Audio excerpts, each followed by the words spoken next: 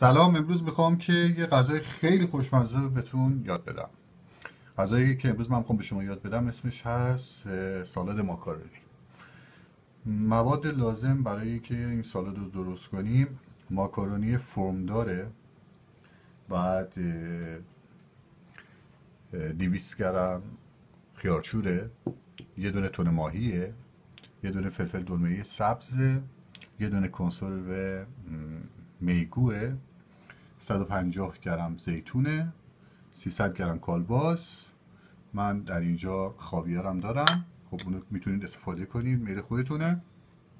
بعد اینم که سس مایونز، یه دونه پیاز سفید و 2 دونه تخم مرغ. برای اینکه این ماکارونی فرمدارمون رو آماده کنیم، قبلشون رو باید که توی آب، بعد یه مقدار زردچوبه با یه مقدار روغن اونو میذارید که بپزه، بعد آبکش میکنید خیلی سریع. خب بعد میام من خیارشور رو اضافه میکنم. همونطور که به شما گفتم 200 گرم خیارشور داشته، یه دونه تن ماهی داشتم، تن ماهی هم اضافه میکنم،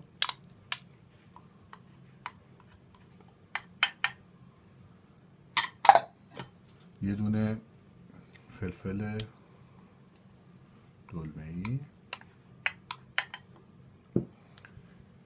میگو. البته میگو میتونید هر کسی که دوست داره میتونه اضافه کنه، بستگی به سلیقه خودتونه. اینطوری نیست که حتما باید میگو داشته باشه.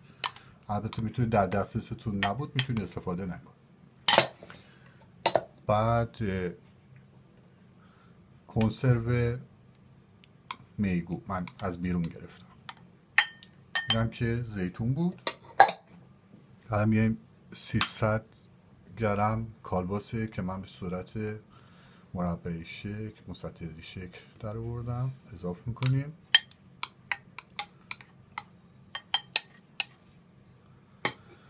بعد تخم مرغمون 2 عدد، البته بدون زرده، فقط سفیده تخم مرغ. غذای خیلی ورزشکاری هم هست. یه دونه پیاز سفید،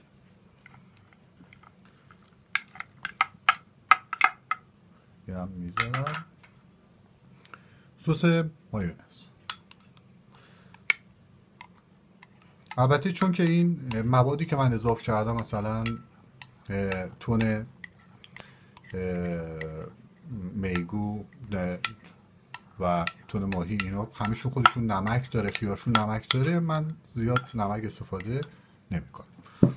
اینا رو با هم دیگه به هم میزنیم.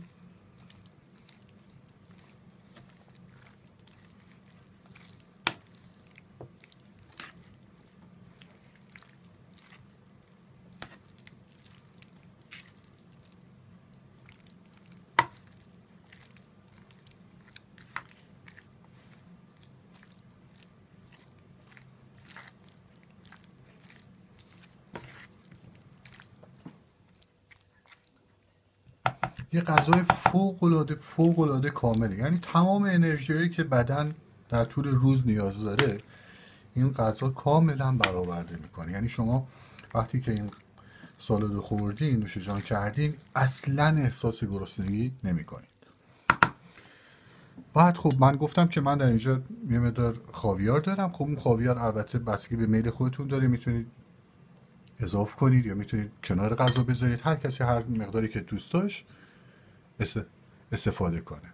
میتونید اضافه کنید کلا، مثلا خاویار رو قاطی کنید، یا میتونید مثلا کنار غذا بذارید. بعضی دوست دارم، بعضی دوست ندارم. این غذای ما کاملا آماده است و امیدوارم که خوشتون اومده باشه. تا برنامه بعد همه شما را به خدای بزرگ میسپارم.